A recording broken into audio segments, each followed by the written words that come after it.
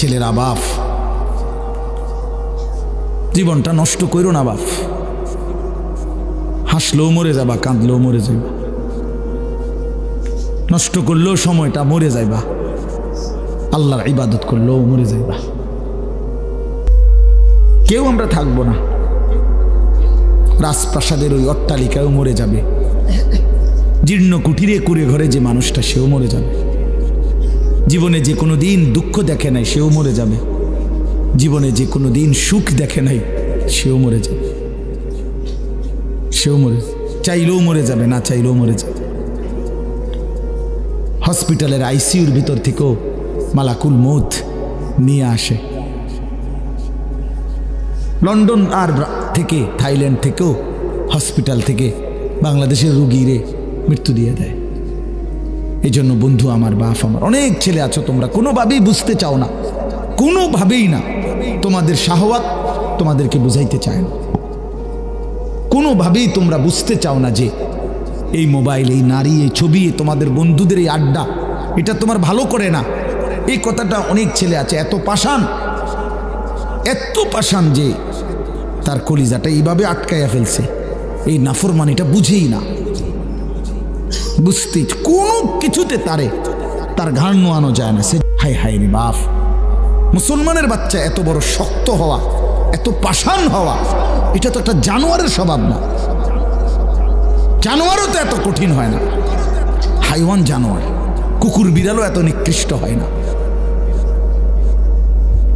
আমি রীতিমতো হুজুর আমার জিন্দিগি যদি কেউ, আমার মন চায় মাঝে মধ্যে যে মানে এটা গবেষণা করি, মানে পিএইচডি করি এটার উপরে, যে একটা মুসলমানের বাচ্চা 365 দিনের এক বছরে কোনো দিন ফজরের নামাজ পড়ে না, এটা কিভাবে সম্ভব? আমার এটা মন চায় যে এটার উপরে একটা কি করি, বিশ্বাস করো, মানে এটা কিভাবে, মানে এই কেমন মানুষের বাচ্চা, এই জানোয়ার, এত বড় জানোয়ার কেমনে হইল? আরে তে এত বড় শক্ত হারামি হইল কেমনে? আমার এটা মাথার ধরে না বিশ্বাস। বহুদিন আমি কতজনের কাছে কথা বলছি যে ভাই আমার এটা বুঝে ধরে না, আমি এটা বুঝিই না কথা, এটা আরে কিরে কয়, এটা কি ধরনের মুসলমান, এটা কি জানোয়ার? এই জানোয়ারের বাতরান দেখে, এই জানোয়ারের ঘরে ঘুমাইতে দেয় কে? তার মা কই, তার বাপ কই? হায় হায় হায় হায় হায়, মুসলমানের বাচ্চা এত বড় অসভ্য কেমনে হইল, কেমনে হইল? একটা বাপ তো চিল্লাইয়া কান্দার কথা, গৈরাইয়া কান্দার কথা যে কিরে বাবা আমার জীবনের আর আছে কি? আমার ছেলে তো একটা দিনও নামাজ পড়ে না, আমার জীবনে তাইলে আর অর্জন কি? কার লাগে খাট বানাইলাম, কার লাগে সোফা বানাইলাম, কার জন্য ঘর করলাম, কার জন্য জিন্দিগিটা ঘাম ঝরাইলাম, এই টাকা পয়সা কার জন্য রোজগার করে? এই হাইওয়ানের জন্য? ওফ, কিভাবে বললে বুঝতো? মাঝে মাঝে ভাবি হুজুর কি বললে বুঝতো আমাদের ছেলেরা, আমার সন্তানরা, আল্লাহই ভালো জানে। চলো ভাইয়া, আমরা আমাদের চিল্লানি চিল্লাইতেছি, আমাদের আহাজারি করতেছি, যদি কেউ ফিরে আসে, যদি কেউ বুঝে আসে। বাকি আমি আবারও বললাম, ছেলেরা অনেক রাত হয়েছে, আমার অনুরোধ বাবা, একটা ছেলে হইলেও বুঝছো এটা আসলে জীবন না বাবা, যে জীবনে সেজদা নাই ওই মানুষের বাচ্চা না, ওই শয়তান। সোজা কথা, যে সেজদা দেয় না সে শয়তান, এক কথায় সাফ, একটা লিখকে দিলাম, সিল আছে, সিল মেরে দেবেন, আমার ব্যক্তিগত সিল আছে, ওই শয়তান।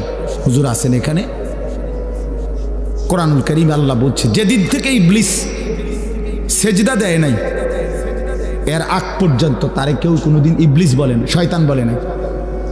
আগে তো সে হুজুর মুআল্লিমুল মালায়েকা ছিল। যেদিন সেজদা দেয় নাই সেদিন থেকে আল্লাহ বলছে আজকের থেকে তুই শয়তান, আজকের থেকে তুই রাজিম, ফখরুজ ফাইন্নাকা রাজিম, তুই অভিশপ্ত, যা। আল্লাহ বলছে ওয়া ইন্না আলাইকা লানাতা ইলা ইয়াউমিদ্দিন, ইবলিস তুই আমারে সেজদা দিলি না, আজকের থেকে নিয়ে কিয়ামত দিবস পর্যন্ত তোর উপরে আমি আল্লাহর লানত আমি আল্লাহর লানত।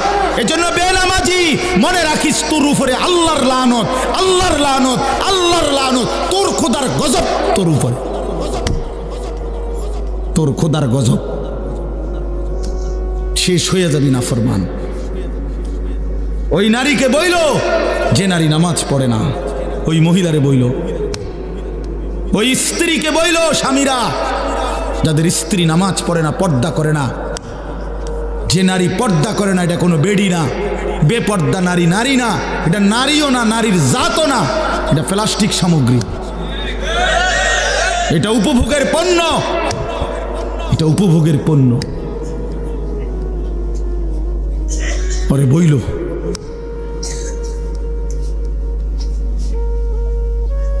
কোন যুক্তিতেই ইমানদার নাফরমান সন্তান, স্ত্রী, পুত্র, পরিজন বছরের পর বছর আমার আল্লাহর নাফরমানি করে যাবে, আর আমি এই ডাকাইতের লেগা বাড়ি করমু, ঘর করমু, দোয়ান করমু, বিদেশের টিহা জমামু। বেড়ায় মুসলমান এত বেকুব হইবার কথা না, ওই বাপও বেকুব।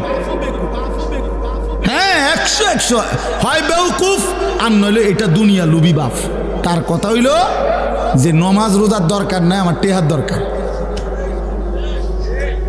হ্যাঁ, তুই ফুতের নমাজ দিয়ে আমি কিতা করবো বেড়া, আমার টেহার দরকার, টেহা কামাই কর। এবার সুদে পারি, কিস্তিতে পারি, আমি টেহা ব্যবস্থা করে দিতে আছি, বিদেশ যা, পরে টেহা ফাটাইস, খালাস। আর নাই তো কোনো মুসলমান বাবা এটা মেনে নিতে পারবে না যে আমি মরে বাঁচা থাকতে বেটা তুই নামাজ পড়বি না, তোর জন্য আমার জিন্দিগির কামাই করব। কেন কেন এটা দায়িত্ব দিছে কেউ আপনারে? এটা আল্লাহ বলে নাই, রসুল বলে নাই, কোরআন বলে নাই যে কোনো নাফরমান সন্তান আল্লাহর অবাধ্য একটা সেজদা দেয় না, এই বেঈমানের জন্য কামাই করতে হবে আপনাকে, এটা আল্লাহ বলে নাই। আপনি নলে জিজ্ঞাসা করেন, কোরআনুল কারীমের মধ্যে আছে স্পষ্ট। নূহ আলাইহিস সালামকে আল্লাহ বলছে, ইয়া নূহ ইন্নাহু লাইসা মিন আহলিক ইন্নাহু আমালুন গায়রু সালিহ। এটা কোরআন শরীফের আয়াত। ফালা তাসআলনি, হে নূহ, বেঈমান নাফরমান সন্তান, এটা তোমার সন্তান নয়, এটা বেআমল, আমালুন গায়রু সালিহ।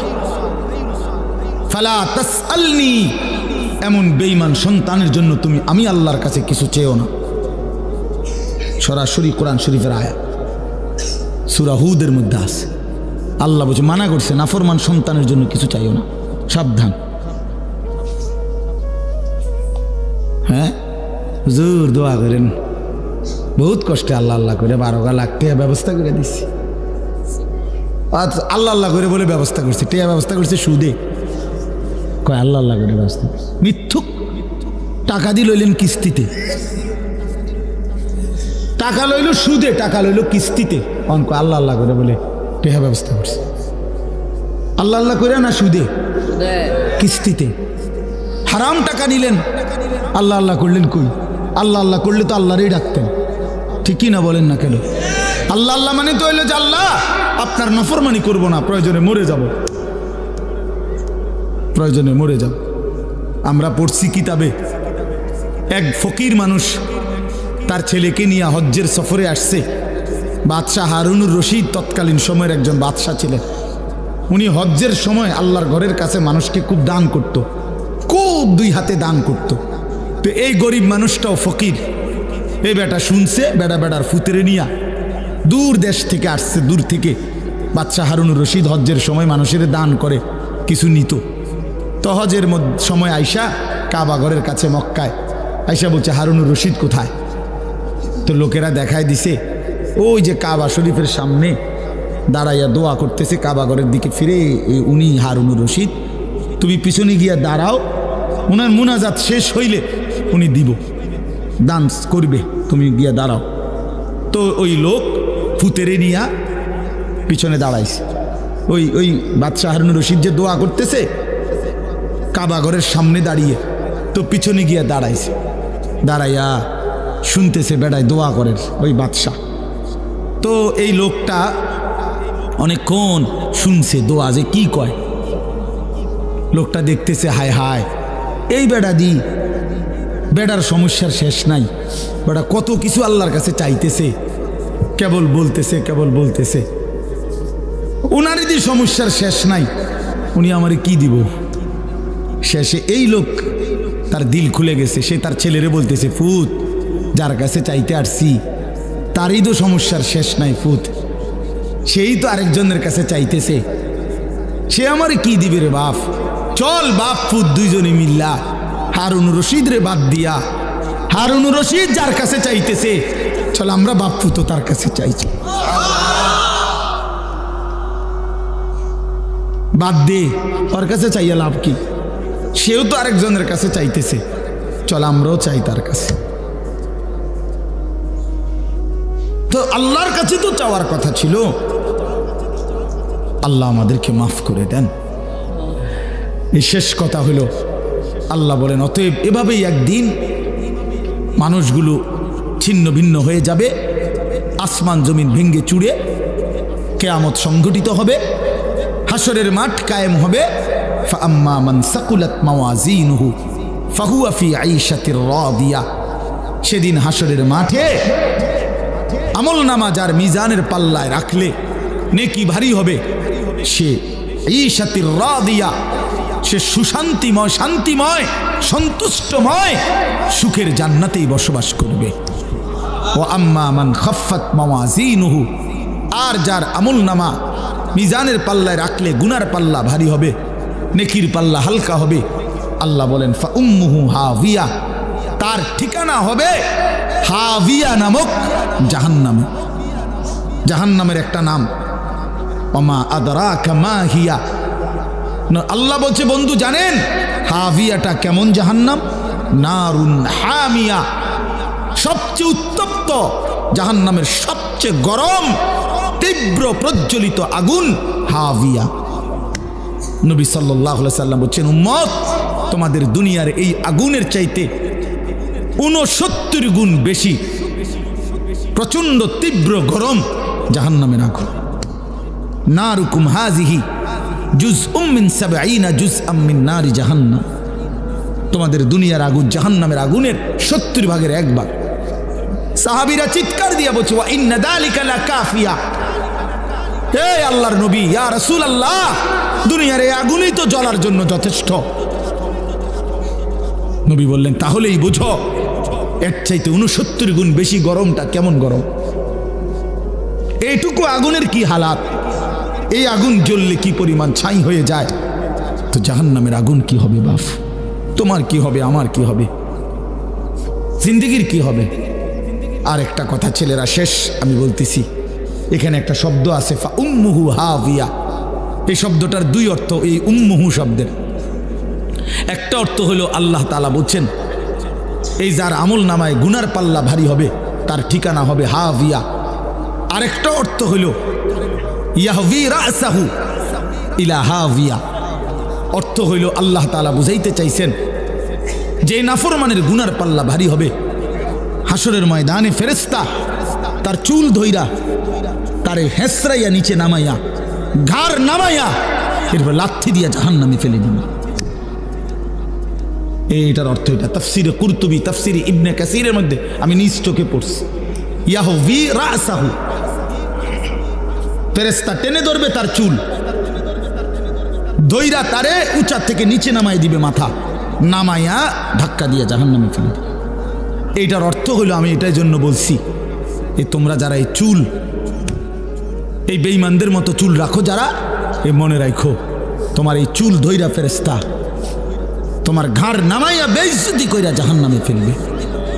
এটা মনে রাখো। কারে দেখে চুল রাখলা? কোন বেঈমান রে পছন্দ কইরা চুল রাখলা? বাবা তুমি মুসলমানের বাচ্চা না? তোমার আল্লাহ নাই, তোমার রসুল নাই, তোমার কোনো ধর্ম নাই, তোমার কোনো মা নাই, তোমার কোনো বাপ নাই, তোমার কোনো ইজ্জত নাই, তোমার কোনো সম্মান নাই। হিন্দুর কাছে হেরে গেলা কেন? ইয়াহুদির কাছে হেরে গেলা কেন? খ্রিস্টানের কাছে হেরে গেলে কেন? বেঈমানের কাছে হেরে গেলা কেন? জানো মিয়া, আমি শেষ কথা মনে রাখো বাপ, আমরা বহুদিন বলছিলাম যে আজীবন ফিলিস্তিনে রক্ত ঝরবে, আজীবন রোহিঙ্গা আরাকানে রক্ত ঝরবে, আজীবন শুধু কাশ্মীরে রক্ত ঝরবে। এটা শেষ কথা না, এটা শেষ কথা না যুবক।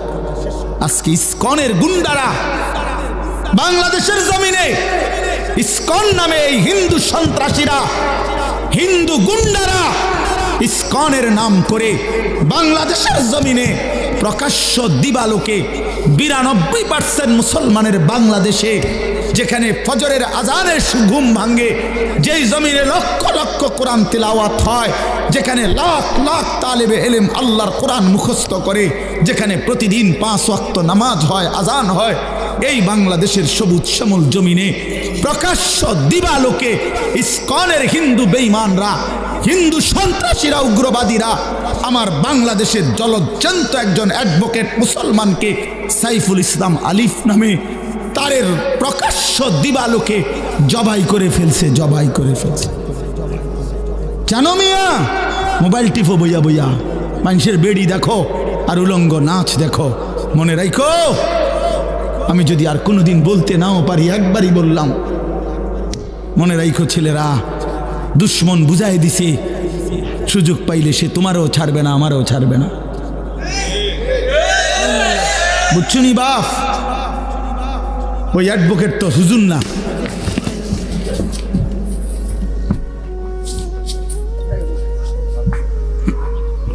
ওই অ্যাডভোকেট তো হুজুর না।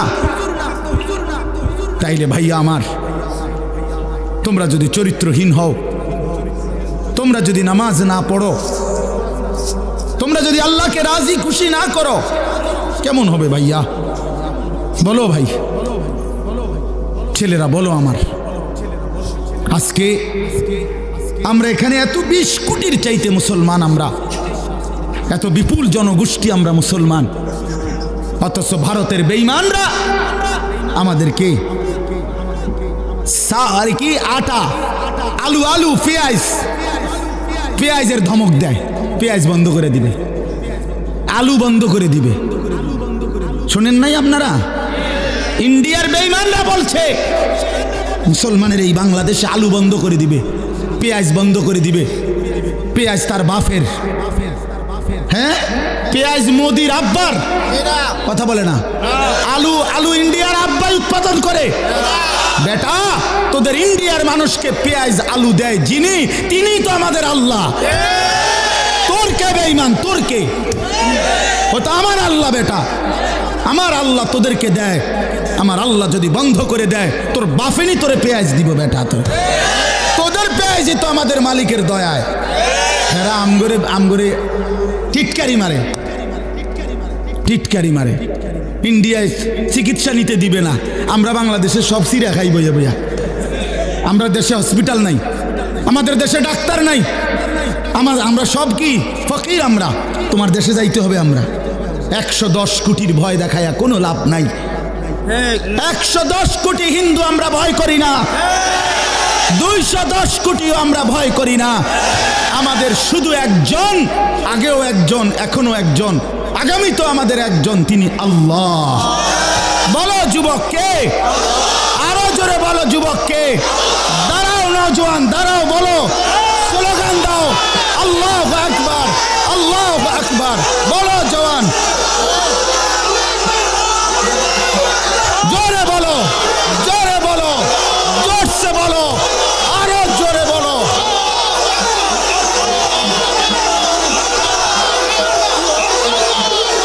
আল্লাহ বড়, আল্লাহ বড়।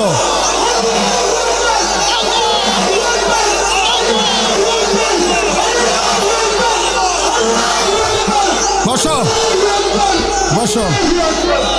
আল্লাহ বড়, আল্লাহ বড়। এদেশ ইসকনের না, এদেশ মুসলমানের, এদেশ কোরআনের।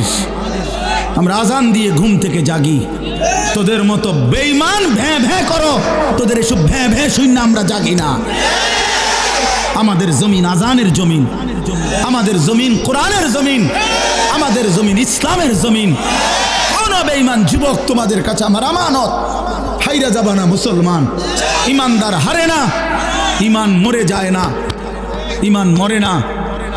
ইনশাআল্লাহ তোমরাই আগামী দিনের জন্য এই স্বাধীনতা সার্বভৌমত্বের বাংলাদেশের প্রতি ইঞ্চি জমিন হেফাজত করবা তোমরা ইনশাআল্লাহ। বলো ইনশাআল্লাহ। আমি আমানত দিলাম তোমাদের কাছে। কোনোভাবেই ওরা ধমক দেয়, ওরা আমাদের এই করে ফেলবে সেই করে ফেলবে। বেটা, এই পুরা উপমহাদেশ, বাংলাদেশ, ভারত, পাকিস্তান পুরাটা 550 বছর এক টানা মুসলমানরা শাসন করেছে। কারে হুঙ্কার দাও? হ্যাঁ, কারে দাও বেটা? 110 কোটি হিন্দু হয়ে গেছে, 130 কোটি হিন্দু হয়ে গেছে। কি হয়েছে বেটা? ইসলামের ইতিহাসে, পৃথিবীর ইতিহাসে মুসলমান কখনোই সংখ্যাগরিষ্ঠ ছিল না, মুসলমান কমই ছিল, কিন্তু বিজয় মুসলমানেরই হয়েছে। কোরআনে আছে, কাম মিন ফিআতিন কালিলাতিন গালাবাত ফিআতান কাসীরা। কম সংখ্যকই বিজয় লাভ করেছে অধিক সংখ্যকের উপরে। 60,000 কাফেরের মোকাবেলায় হযরত ওমর রাদিয়াল্লাহু তাআলা আনহুর জামানায় ইয়ারমুকের তৃতীয় যুদ্ধে, আমরা নিজে কিতাবে পড়ছি ইতিহাসে, ইয়ারমুক একটা জায়গা আরব দেশের অনেক দূরে, পারস্যের কাছে। 3 বার সেখানে খ্রিস্টান বাহিনীর সাথে মুসলমান সাহাবীদের যুদ্ধ হয়েছিল। তৃতীয়বারের যুদ্ধে খ্রিস্টান বাহিনী ছিল 60,000। হযরত ওমর রাদিয়াল্লাহু তাআলা আনহু মদিনায় পরামর্শ বসছিলেন যে 60,000 কাফেরের মোকাবেলা কয়জন পাঠাবে সৈন্য। তখন সাহাবীরা পরামর্শ দিছে, কেউ বলছে 6,000, কেউ বলছে 3,000, এমনি এমনি বলতেছিল। সর্বশেষ ওমর রাদিয়াল্লাহু তাআলা আনহু হযরত খালিদ ইবনুল ওয়ালিদকে জিজ্ঞেস করছিল, উনি ছিলেন, খালিদ 60,000 দুশমনের মোকাবেলায় মদিনা থেকে কয়জন পাঠাইতাম? হযরত খালিদ ইবনুল ওয়ালিদ বলছে, আমিরুল মুমিনিন, একা খালিদকে পাঠাইলেই চলে, খালিদকে পাঠাইলেই চলবে। হযরত ওমর রাদিয়াল্লাহু তাআলা আনহু বলছে, বলো কি খালিদ, একাই চলবে? তুমি একাই যুদ্ধ করবা? বলো কি তুমি?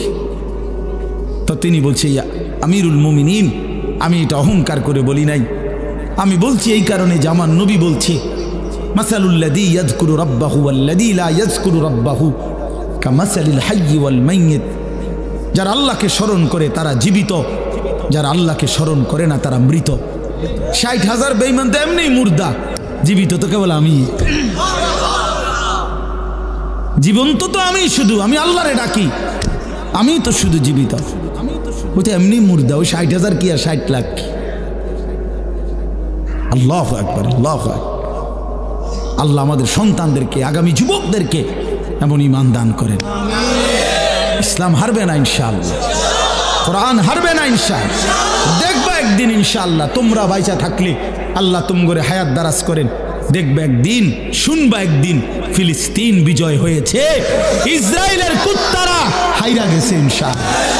দেখো, শুনবা একদিন, শুনবা রোহিঙ্গা মুসলমানরা বিজয়ী, বার্মার কুত্তারা হেরে গেছে। একদিন শুনবা কাশ্মীর বিজয় হয়েছে, ভারতের আধিপত্যবাদ, পৌত্তলিকতাবাদ হেরে গেছে। শহীদ সাইফুল ইসলাম আলিফের রক্তের উপর ইনশাআল্লাহ ইসকন নিষিদ্ধ হবে, বাংলাদেশে কালেমার পতাকা উড়বে। এজন্য আগামী শুক্রবার সারা বাংলাদেশে আলহামদুলিল্লাহ প্রতিবাদ হচ্ছে ইসকনকে। আমরা সোজা কথা, আমরা শত শত বছর ধরে বাংলাদেশে হিন্দুরা আমাদের সাথে সহভাবে সমান সুন্দরভাবে বসবাস করছে। কোন হিন্দুর উপরে আমরা কোনোদিন জুলুম করি নাই, করছি আমরা কোনো। এই জন্য আমাদের সাফ কথা, এদেশে হিন্দুরা থাকুক কোনো আপত্তি নাই, কিন্তু ইসকনের গুন্ডারা থাকতে পারবে না, ইসকনের সন্ত্রাসীরা থাকতে পারবে না। 5ই আগস্টের ফ্যাসিস্টের বিদায়ের পরে আমাদের মুসলমানের সন্তানরা তোদের মন্দির পাহারা দিছিল, এই মন্দির পাহারার বিনিময়ে এই দিলি কিরে বেটা?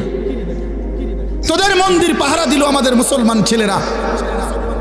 কত হুজুর, কত মাওলানা, কত তালেব ইলম, কত জেনারেল ছেলেরা, বিনিময়ে তোরা আমার ভাইয়ের কি জবাই করে দিলি? এই ছিল বিনিময়, এটা প্রতিদান হলো। অতএব সাফ কথা, ইনশাআল্লাহ ইসকন থাকতে পারবে না। ওরা উগ্র, ওরা সন্ত্রাসী, ওরা হিন্দু সন্ত্রাসী। সাধারণ হিন্দুদের সাথে তাদের কোনো সম্পর্ক নাই। এই জন্য ভাইয়া আলহামদুলিল্লাহ আমাদেরও এই আগামী শুক্রবার, এই যে কালকে বৃহস্পতিবার, তার পরদিন ইনশাআল্লাহ ফরদাবাদ বাজার মসজিদ থেকে, এই যে ফরদাবাদ ইউনিয়ন ওলামা পরিষদ আছে, আপনারা অনেকে জানেন, এই ইউনিয়নের পক্ষ থেকে, ওলামা পরিষদের পক্ষ থেকে জুমার নামাজের পরে ইসকন নিষিদ্ধের প্রতিবাদে, ভারতীয় আগ্রাসনের প্রতিবাদে ওরা আমাদের পতাকা ছিঁড়ে ফেলছে। বেটা, আমার লাল সবুজের পতাকা নামায় ফেলছে। কত বড় বেঈমান! কার পতাকা নামাইলি বেটা? বাংলাদেশ তোর বাপের দেশ, তাইলে? অতএব এই ওলামা মাশায়েখ, এই পরিষদের উদ্যোগে যে মিছিল হবে, বিক্ষোভ মিছিল, আমার অনুরোধ, তোমরা নওজোয়ান যারা এখন আসো, সবাই ওয়াদা করো যে ইনশাআল্লাহ এই জুমা তোমরা এই মিছিলে যাইবা। বলো বলো ইনশাআল্লাহ। কি বারে? কি বারে?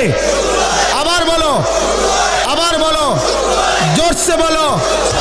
হ্যাঁ, মাশাআল্লাহ, আল্লাহ তৌফিক দান। আমি বললাম তোমাকে ইনশাআল্লাহ, আল্লাহ তৌফিক দান করেন, আল্লাহ কবুল করেন।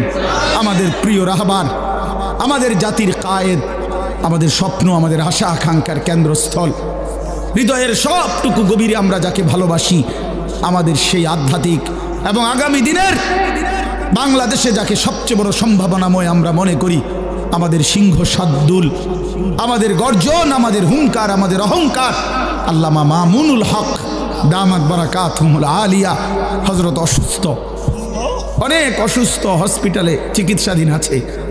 প্রিয় বন্ধুর, প্রিয় নওজোয়ান, প্রিয় রাহবারের জন্য তোমরা সবাই দোয়া করবা, মামুন যেন মামুন হয়ে যায়, আল্লাহ যেন তাকে মামুন নিরাপদ করে দেয়। তার প্রতিটা আওয়াজ, তার প্রতিটা শব্দ, হুঙ্কার লাখো কোটি যুবকের কলিজা নাড়ায় ফেলে। তিনি যখন আওয়াজ করে তখন বাঘের গর্জন শোনা যায়। মামুনুল হক যখন দাঁড়ায় তখন মিছিল হয়ে যায়। মামুনুল হক যখন হাঁটতে থাকে তো লাখো মানুষের জমায়েত পিছনে ছুটতে থাকে।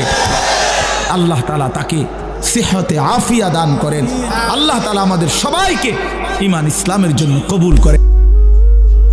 ঘুম যাওয়ার সময় যেরকম ঘুমটা আসতে দেরি হয়েছে 10 মিনিট, এখন চোখ খোলার টাইমে মনে করেন আমি চাইতেছি চোখ খুলতে, কিন্তু চোখ আমার খুলে না, 20 মিনিট।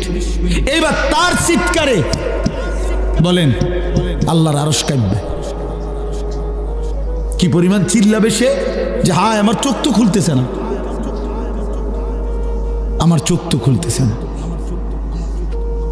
এই জন্য বাপ আমাদের এই সমস্ত কথা, এই যে বলে অনেকে মোল্লারা শুধু আসমানের উপরের কথা বলে, তো আমাদের জিম্মাদারি তো এটা, আমাদের জিম্মাদারি। আমনে করে বুঝি আমগো জিম্মাদারি যদি আজকে আল্লাহ বলতো আমার বান্দাদেরকে অটো চালানো শিখাও, আমার বান্দাদেরকে সিএনজি চালানো শিখাও, আমার বান্দাদেরকে বুটমুড়ি বেচা শিখাও, তাহলে তো আমরা এটাই করতাম। কথা বলেন না?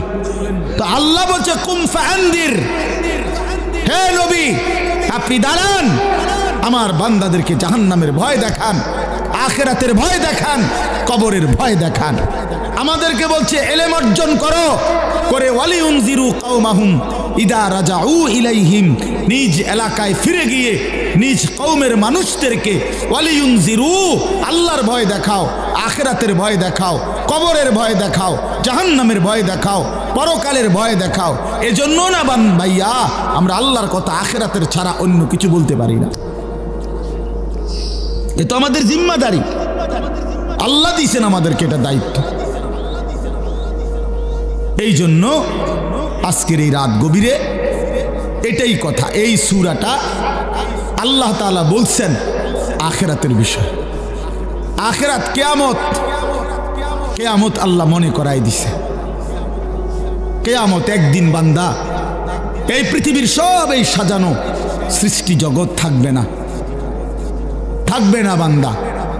আল্লাহ কথা মনে করাই দিছে, এই সব কিছু আমি একদিন ভেঙ্গে চুড়ে শেষ করে ফেলবো, আর হাসরের মাঠ কায়েম করে তোমাদের প্রত্যেকের জিন্দেগির হিসাব নেব। সেদিন যার আমল নামা মিজানের পাল্লায় ওজনে দিলে ভারী হবে, সেই কেবল সুখে থাকবে, আর যার আমল নামা মিজানের পাল্লায় গুনাহের বোঝা ভারী হবে, নেকির পাল্লা হালকা হবে, আল্লাহ তাআলা বলেন তোমার ঠিকানা হবে হাভিয়া, একেবারে নিকৃষ্ট জাহান্নাম, যেটা প্রজ্বলিত ধাউ ধাউ করে জ্বলা আগুন ছাড়া আর কিছু নয়। এই কথা এটাই, আল্লাহ এখানে এটাই বলছে। আল কারিআতু মাল কারিআ। কোরআন শরীফে কিয়ামতের বহু নাম আছে। আল হাক্কাতু মাল হাক্কা, লা উকসিমু বিয়াউমিল কিয়ামা। এখানে আল্লাহ তাআলা বলছে আল কারিআতু মাল কারিআ, আঘাতকারী। দরজার মধ্যে যেরকম খটখট করে, দরজার মধ্যে যেরকম আঘাত করে, আল্লাহ তাআলা এই কিয়ামতকে বলছে এরকম আঘাতকারী। অর্থাৎ বুঝাইতে চাইছে বান্দা প্রতিনিয়ত কিয়ামত আখিরাত তোমাদের দরজায় কড়া নাড়তেছে। প্রতিটা মৃত্যু, প্রতিটা লাশ, প্রতিটা জানাজা, জিন্দেগির প্রতিটা পরিবর্তন তোমারে মনে করায় দিচ্ছে যে তুমি স্থায়ী না, তুমি থাকবা না, তুমি থাকবা না। গতকালকে আমি চোখের ডাক্তার দেখাইছি, উনি আমারে বলতেছে হুজুর 10 মাসের মধ্যে আপনার চোখের পাওয়ার যেটুকু কমে গেছে হিসাবে এতটুকু কমার কথা না। মানে 10 মাস আগে আমি একবার দেখাইছিলাম, আবার কালকে দেখাইছি আরেকবার। তো আমার চোখের দৃষ্টিশক্তি যদি কমে যায়, এ তো আমার মৃত্যুর কথাই স্মরণ করায়। আমার কোমরের শক্তি যদি কমে যায়, তো সে তো আমার মৃত্যুর কথাই মনে করায়। হ্যাঁ বলেন ভাই। এই জন্য বাপ আমার, আল্লাহ তাআলা বলেন বান্দা প্রতিনিয়ত তোমাদেরকে কিয়ামত, আখিরাত, পরকাল তোমাদের দরজায় কড়া নাড়ে, দরজায় কড়া নাড়ে। আল কারিআতু মাল কারিআ ওয়া মা আদরাকা মাল কারিআ। হে নবী, আপনি জানেন সেই আঘাতকারী, করাঘাতকারী, খটখটকারী সেটা কি? আল্লাহ বলেন ইয়াউমা ইয়াকুনুন নাসু কাল ফারাশিল মাবসুস। সেটা হলো সেই কিয়ামত, যে কিয়ামত যখন শুরু হবে, ইসরাফিল ফু দিবে, তো পতঙ্গ এই উলু উলু কয় যে বাত্তির সামনে যে সাদা সাদা পোকা আইসা আইসা উড়া উড়া পড়ে, এলোমেলো হইয়া ছুটা ছুটা আইসা পড়ে। আল্লাহ তাআলা বলেন বন্ধু, সেই কিয়ামতের ঘন্টা যখন বাজবে, কিয়ামতের খটখট যখন শুরু হবে, ইসরাফিলের ফু যখন জমিনে শুরু হবে, তখন এই কোটি কোটি মানুষগুলো সব এই উলু পতঙ্গের মতো উড়ে উড়ে দিক বিদিক ছন্ন ছাড়া হয়ে একেবারে ছিন্ন ভিন্ন হয়ে যাবে। কাল ফারাশিল মাবসুস, বিক্ষিপ্ত পতঙ্গের মতো। কে যে কোথায় যায়, কেন যায়, কেউ কারো কোনো প্রশ্নের জবাব দিতে পারবে না। বাবা বলবে না ছেলেকে, বাপ কোথায় যাও? ছেলে বলবে না বাপ আপনি কোথায় যান? স্বামী বলবে না স্ত্রীকে কোথায় ছুটছ? স্ত্রী বলবে না স্বামীকে কোথায় ছুটছ? সব দৌড়াবে সব। ও তারা নাসা সুকারা ওয়া মা হুম বিসুকারা ওয়ালাকিন্না আযাবাল্লাহি শাদীদ। আল্লাহ বলেন ইসরাফিল যখন ফু দিবে, এই জমিন তখন ভূমিকম্প শুরু হবে, কিয়ামত শুরু হয়ে যাবে, চারদিক ভাঙতে শুরু করবে, আর তখন মানুষগুলো মাতালের মতো দৌড়াবে। সুকারা মানে মাতাল।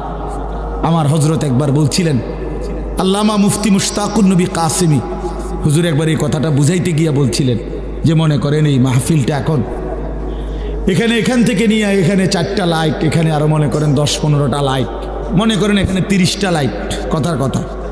আমরা সবাই বসে আছি, মনোযোগ দিয়ে ওয়াজ শুনতেছি, হঠাৎ করে লক্ষ্য করলেন একটা একটা করে লাইট ঠাস ঠাস করে ভাঙতেছে, পর্দাগুলো ছিঁড়ে যাচ্ছে, প্যান্ডেলটা ডাইবা যাইতেছে, এই খুঁটিগুলো ভেঙে পড়ছে। তো এক একটা মানুষ কি পরিমাণ দৌড়ানি শুরু করবে বলো ভাই? তো এটুকু জায়গার ভয়ে আর আতঙ্কে তখনই তো অস্থির হয়ে যাবে। এইবার কল্পনা করেন মানুষগুলো যখন দেখবে আসমান, ইজাস সামাউন ফাতারাত, আসমান পুরা ভাঙ্গা ভাঙ্গা পড়তেছে, ওয়া ইদাল কাওয়াকিবুন তাসারাত, তারকারাজি খসে খসে পড়ছে। তখন কি হবে? সাগর নদীর পানিগুলো টকবক করে উথরাইতেছে আর জলীয় বাষ্পের মতো উড়ে যাচ্ছে। আল্লাহ বলেন ওয়াতাকুনুল জিবালু কালইহনিল মানফুশ, পাহাড়গুলো তুলা ধুনাইয়া সারলে, তুলা ধুনাই বোঝেন মানে লেপ্তশকের জন্য তুলা আগে ধুনাইতে হয়, হয় মেশিন দিয়া নয়তো হাত দিয়া বাইরেইয়া, এগুলারে ভালো করে করে কি করতে হয়, একবার আলাদা আলাদা করতে হয়।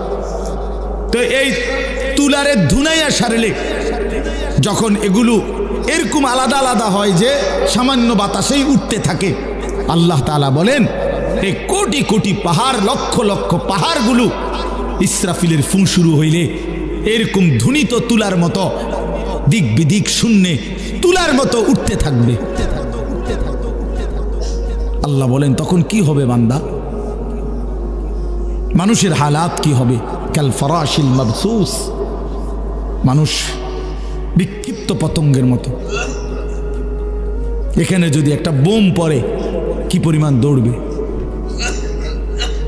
কি পরিমাণ ছুটবে মানুষ, কে কার গায়ে পড়ে, কে কারে পিষা ফেলে, কারোই তো খবর থাকবে না। এই আল্লাহ তাআলা এই কথাটাই বলছে যে বান্দা এইভাবেই একদিন কিয়ামত হবে, একদিন পৃথিবীর এই সব কিছু শেষ হবে। এখানে যেরকম বলছে আরো বহু সূরা আল্লাহ তাআলা বলছে ইজা ওয়াকাতিল ওয়াকিআ লাইসা লিওয়াকাতিহা কাযিবা খাফিদাতুর রাফিআ, এভাবে বারবার বলছে ইদা রাজ্জাতিল আরদু রাজ্জা ওয়া বুসসাতিল জিবালু বাসসা ফাকানাত হাবাআম মুনবাসসা। এইভাবে আল্লাহ তাআলা বলছে লা উকসিমু বিয়াউমিল কিয়ামা ফাইযা বারিকাল বাসার ওয়া খাসাফাল কামার ওয়া জুমিআশ শামসু ওয়াল কামার, সূর্য চন্দ্র আলোহীন হয়ে যাবে, সব একাকার হয়ে যাবে। ইয়াকুলুল ইনসানু ইয়াউমাইদিন আইনাল মাফার, মানুষ পাগলের মতো দৌড়তে দৌড়তে বলবে পালাবো কোথায়, দাঁড়াবো কোথায়? আল্লাহ বলবেন কাল্লা লা ওয়াজার, না বান্দা আজ দুনিয়ার কোথাও কোনো ঠিকানা নাই, দাঁড়াবার কোনো জায়গা নাই। ইলা রব্বিকা ইয়াউমাইদিনিল মুস্তাকার, আজ চলো আশ্রয় ঠিকানা শুধুই তোমার রব আল্লাহর নিকট। ইদা জুলজিলাতিল আরদু জিলজালাহা ওয়া আখরাজাতিল আরদু আথকালাহা ওয়া ক্বালাল ইনসানু মা লাহা। শত শতবার আল্লাহ বলছে ছেলেরা বাপ, জীবনটা নষ্ট করো না বাপ, হাসলেও মরে যাবা, কাঁদলেও মরে যাইবা, নষ্ট করলেও সময়টা মরে যাইবা, আল্লাহর ইবাদত করলেও মরে যাইবা।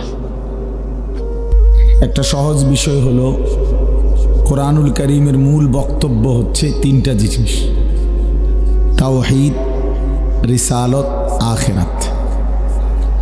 আল্লাহ পাক রব্বুল আলামিন পুরা কোরআনুল কারীমের মধ্যে বিভিন্ন আঙ্গিকে এই তিনটা জিনিস আল্লাহর বান্দাদেরকে বুঝাবার চেষ্টা করেছেন। তাওহীদ মানে লা ইলাহা ইল্লাল্লাহ, আল্লাহ ছাড়া আর কোনো ইলাহ নাই। এই বিশুদ্ধ ঈমান, পরিপূর্ণ ঈমান, কুফর মুক্ত, শিরিক মুক্ত ঈমান, শুধুই আল্লাহ জীবনের সমস্ত আনন্দ, বেদনা, হাসি, কান্না, চাওয়া পাওয়া, সুখ দুঃখ, সুস্থতা অসুস্থতা, এক কথায় আমাদের জীবনের সকল কিছুই প্রতি সেকেন্ড, প্রতি মুহূর্ত, প্রতি নিঃশ্বাস একজনের কাছ থেকেই পূরণ হচ্ছে, তিনি শুধুই আল্লাহ। সারা পৃথিবীর কেউ কোনো উপকারও করতে পারে না, ক্ষতিও করতে পারে না আল্লাহর ফয়সালা ছাড়া। ওয়ালাম আন্নাল উম্মাতা লাউ ইজতামাআত আলা আন ইয়ানফাউকা বিশাইইন লাম ইয়ানফাউকা ইল্লা বিশাইইন কাদ কাতাবাহুল্লাহু লাক। নবী সাল্লাল্লাহু আলাইহি ওয়াসাল্লাম বলেন, শোনো, সমস্ত মানুষ, সারা পৃথিবীবাসী একত্রিত হয়ে যদি সিদ্ধান্ত নেয় তোমার একটা উপকার করবে, পারবে না। কেবল সেই উপকারটাই হবে যেটা আল্লাহ তাআলা তোমার জন্য লিখে রেখেছেন। তাহলে এটাই ফয়সালা। ওয়ালা ইজতামাউ আলা আন ইয়াদুররুকা বিশাইইন লাম ইয়াদুররুকা ইল্লা বিশাইইন কাদ কাতাবাহুল্লাহু আলাইকা। সমস্ত সৃষ্টি জগৎ মিলে যদি সিদ্ধান্ত নেয় তোমার একটা ক্ষতি করবে, মুসিবতে ফেলবে, কোনো মুসিবত হবে না, সেটাই কেবল হবে যা আল্লাহ তাআলা তোমার জন্য লিখে রেখেছেন। এইটা রাসূলুল্লাহ সাল্লাল্লাহু আলাইহি সাল্লামের হাদিস, নবীজি বলছেন। কোরআন শরীফেও আছে, আল্লাহ তাআলা বলেন, কুল লান ইউসিবানা ইল্লা মা কাতাবাল্লাহু লানা। হে নবী, আপনি বলেন আমাদের কারো উপরে কোনো মুসিবত আসবে না আসবে শুধু তাই যা আল্লাহ তাআলা লিখে রেখেছেন। হুয়া মাওলানা, তিনিই আমাদের সকলের অভিভাবক। ওয়া আলাল্লাহি ফালিয়াতাওয়াক্কালিল মুমিনুন, সমস্ত মুমিনদের উচিত আল্লাহ তাআলার উপরেই ভরসা করা। তাহলে আল্লাহকেই খেয়াল রাখা, আল্লাহই সব, আল্লাহই করেন, আল্লাহ পাকের ইচ্ছাতেই সব হয়। এই কথাটা কোরআনুল কারীম আল্লাহ তাআলা বহুভাবে বুঝায় কইছে। সাত আসমান জমিন, প্রতিটা বিন্দু বিসর্গ, সমস্ত কিছু আল্লাহ তাআলার অধীন, আল্লাহই করছে। ওয়া ইনদাহু মাফাতিহুল গায়ব লা ইয়ালামুহা ইল্লা হু, সমস্ত অদৃশ্যের চাবিকাঠি আল্লাহ বলেন যে আল্লাহরই হাতে, তিনি ছাড়া আর কেউই অদৃশ্যের কোনো বিষয়াদি জানেন না। ওয়া ইয়ালামু মা ফিল বাররি ওয়াল বাহর, আল্লাহ বলেন এবং আল্লাহই জলে কিংবা স্থলে, পানিতে কিংবা শুকনোতে যা কিছু আছে সব তিনিই শুধু জানেন, আল্লাহই জানেন। আমা তাসকুতু মিন ওয়ারাকাতিন ইল্লা ইয়ালামুহা, কোথাও যদি একটা গাছের পাতা পড়ে তো আল্লাহই জানেন। ওয়ালা হাব্বাতিন ফি যুলুমাতিল আরদ, জমিনের তলদেশে একটা চারা, একটা দানা, একটা বীজ যদি ভিতরে ঢোকে তো সেটা আল্লাহই জানেন। ওয়ালা রাতবিন ওয়ালা ইয়াবিসিন, শুকনো কিংবা ভিজা কোনো জিনিসই এমন নাই, সব কিছু তিনিই শুধু জানেন। ইল্লা ফি কিতাবিম মুবিন, শুধু জানেন না, আল্লাহ বলেন সব কিছু তিনি আগের থেকেই সুস্পষ্ট কিতাবে তাকদীরে লিখে রাখছে। তার মানে এই পৃথিবীর বিন্দু বিসর্গ কয়টা, কদ্দুর, কিভাবে, কেমন, কি, সব আল্লাহ তাআলার ফয়সালা। একটা পিঁপড়া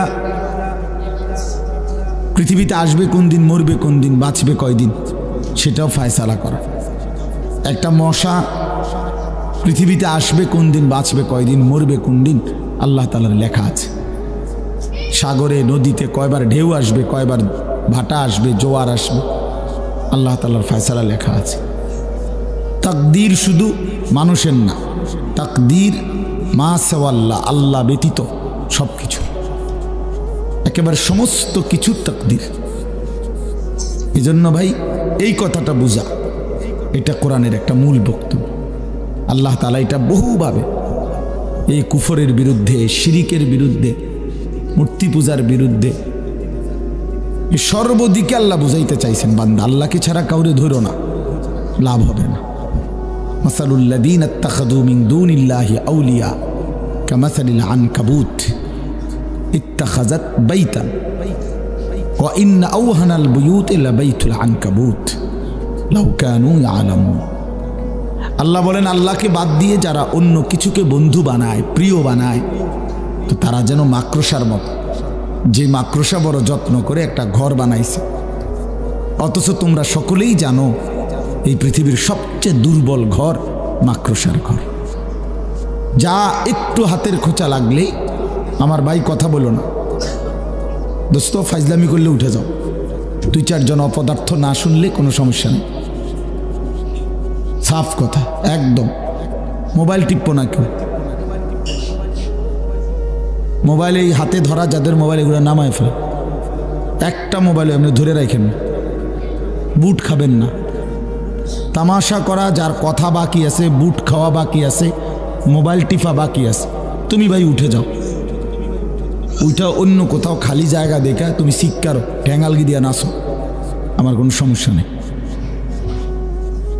কিন্তু চোখের সামনে যারা, খামখেয়ালি করবেন না একদম। সারা দিন সারা রাত 24 ঘন্টা যাদের জিন্দিগি এই তামাশায় কাটে, গাফলতে গাফলতে কাটে, তার চাইতে বড় ফালতু কোনো মানুষ হয় না।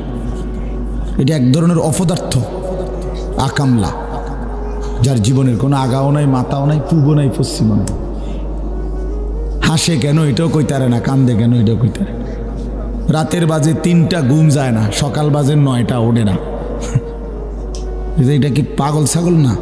ঘুমেরও কোনো টাইম টেবিল নাই, উঠারও কোনো কি নাই, টাইম টু মানে মোবাইল, নারী, ছবি, অশ্লীল দৃশ্য, নাচ গান, দিন নাই রাত নাই, জিন্দিগি এক সুতোয় বাঁধা। মোবাইল, একটা মোবাইল আছে তো 7 রাজার ধন আছে। এবার কোনো ইজ্জত থাকুক বা না থাকুক, মা বাপ আত্মীয় স্বজন পরিবার বংশ, আল্লাহ খোদা আখেরাত পরকাল, কবর হাসর মিজান ফুলসেরাত, কিচ্ছুর কোনো দরকার নেই। এই এক অসভ্যতার উপরে জিন্দিগি শেষ। আজকে ছেলেরা তোমরা এটাই বুঝে নিছো, তো বাকি ইনশাআল্লাহ মনে রাখো, আল্লাহ তোমাদেরকেও হায়াতে বাঁচাক, আমরা দোয়া করি। ও চিরেই দেখতে পারবা যে এর পিছনে সময় নষ্ট করলা যারা, 10 বছর পরে হলো 20 বছর পরে হলো একদিন মনে পড়বে যে আমি জীবনে বড় ভুল করছি, ভুল করেছি। ও চিরেই একদিন বুঝে আসবে, সেদিন আফসোস করতে হবে কিন্তু কোনো লাভ হবে না। এমনকি হাসরের ময়দানের আফসোস তো আছেই, দুনিয়াতেও আফসোস মিলবে, দুনিয়াতেও আফসোস। কোরআন শরীফে আছে, আল্লাহ তাআলা বলেন, হাসরের ময়দানে বান্দা যখন জাহান্নাম দেখবে সবাই, তখন ইয়াউমাইদিন ইয়াতাযাক্কারুল ইনসান, প্রত্যেকটা মানুষ তার দুনিয়ার সব কথা মনে পড়বে। ওয়া আন্না লাহু যিকরা, কিন্তু আল্লাহ বলেন বান্দা সেদিন মনে পড়ে কি লাভ হবে? বুঝে তো আসবে, মনে তো পড়বে, ফায়দা কি হবে, লাভ কি হবে? এজন্য ভাইয়া বুঝবা তুমি, আমিও বুঝবো, তুমিও বুঝবো। প্রতি ঘন্টা মিনিট সেকেন্ড, একটা সেকেন্ড আল্লাহ তাআলা হিসাবের বাহিরে নাই, হিসাবের বাইরে নেই। একটা সেকেন্ড, একটা মুহূর্ত, একটা নিঃশ্বাস হাসরের ময়দানে আমল নামার মধ্যে আসবে। আমি আর তুমি, আপনি আর আমি কতটা নিঃশ্বাস ফেলছেন, কতবার নিঃশ্বাস টানছেন, এটা আমল নামার মধ্যে হিসাব আসবে। আহসাহুল্লাহু ওয়া নাসু, আল্লাহ বলে বান্দা আমি তোমার সব গুণে রেখেছি, তুমি ভুলে গেছো, তোমার মনে নাই, আমার হিসাব আছে। আহসাহুল্লাহু, আল্লাহ তাআলা গুণে রেখেছে। শুধু শুধু তামাশা, সারাক্ষণ বান্দরামি করতে মনছে। এটা কি জিন্দিগি? সারাদিন আড্ডা দেয়, সারাদিন একটা আরেকটারে লাথি দেয়, খোঁচা দেয়, টান মারে, এটা কয় বেডির কথা, বেডার কথা, অসভ্য কথা। হায় হায় হায়, কি ধরনের ছেলে মানুষ! মুসলমানের বাচ্চা এত ফালতু কেমনে হয়? হায় হায় হায়, মা কি শিখাইলো, বাপ কি শিখাইলো, জীবনভর কি শিখলো, কিচ্ছু মনে নাই। শুধু নিজেদের সহপাঠী এবং সমবয়সীদের সাথে অসভ্যতা, নোংরা কথা, অশ্লীল কথা, উলঙ্গ ছবি, নাচ গান, মোবাইলের দৃশ্য, খালাস। পেটে ভোক লাগলে ভাত খায়, ফেসাবে ধরলে ফেসাব করে, টয়লেটে ধরলে বাথরুমে যায়, ঘুম আসলে ঘুমায় পড়ে। একজনে আমারে দেখাইছে কয়দিন আগে, আশ্চর্য কথা শুনে, তাহলে অবাক হবে। একজনে মোবাইলে আমার একটা ছবি দেখাইছে, একজন লোকে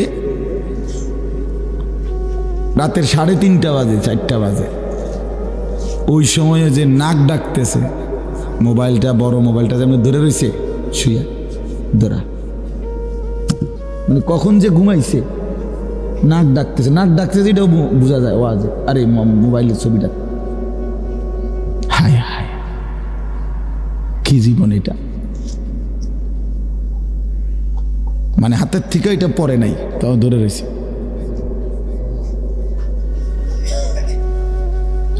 কি জীবন ভাইয়া! এত গাফেল মানুষের জীবন হয়? মুসলমান এত গাফেল হয়? এই জন্য এটা বোঝা উচিত, এটা বোঝা উচিত। যাই হোক, তো বলতেছিলাম, আল্লাহ তাআলা এই কথাটা বারবার বুঝাইতে চাইছেন কোরআনের, যে বান্দা আমারে বাদ দিও না, আমারে বাদ দিলে আর কিছু থাকে না, আমারে ধরে রাখলে সব হয়ে যায়। আমার শায়েখ আল্লামা মুফতি মুশতাকুন নবী সাহেব বলে, আল্লাহকে হারিয়ে তুমি যদি গোটা দুনিয়াও পাও, কিছুই পাও না। আল্লাহকে পেয়ে যদি তুমি গোটা দুনিয়াও হারাও, কিছুই হারাও না। আল্লাহকে পেয়ে সব হারালেও কিছুই হারায় না, আল্লাহকে না পেয়ে সব পেলেও কিছুই পায়, কিছুই পায়।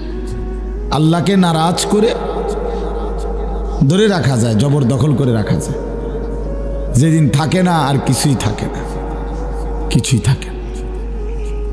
এই জন্য ভাই এই আল্লাহ তাআলা কোরআনে এই কথাটা সোয়ালাক আম্বিয়ার মাধ্যমে আল্লাহ এই কথা বুঝাইতে চাইছেন যে শুধুই আল্লাহ, তাওহীদ, লা ইলাহা ইল্লাল্লাহ, আল্লাহ ছাড়া আর কিছু নেই, আল্লাহ ছাড়া আর কোনো ইলাহা নেই। এই জন্য দাওয়াত ও তাবলীগের সাথীরা সবচেয়ে বেশি এই কথার সবক শেখায়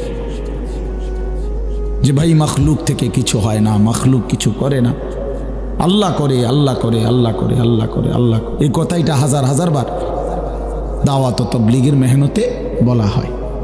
এটার উদ্দেশ্য হলো এই আল্লাহর বান্দার কলিজার ভিতরে যেন আল্লাহ বসে যায়, আল্লাহ যেন বসে যায়, আল্লাহ যেন দিলের মধ্যে বসে যায়, মখলুক থেকে যেন নজর সরে যায়। এই হলো একটা বিষয়। তো এটার বহু উদাহরণ কোরআন শরীফে আছে, এবং এটার বিপরীত যে কুফর এবং শিরিক সেগুলোও আল্লাহ তাআলা বিস্তারিত বলছেন, এগুলোর শাস্তি কি, পরিণতি কি, সেগুলো আল্লাহ তাআলা বলছেন। আরেকটা বিষয় হলো রিসালাত।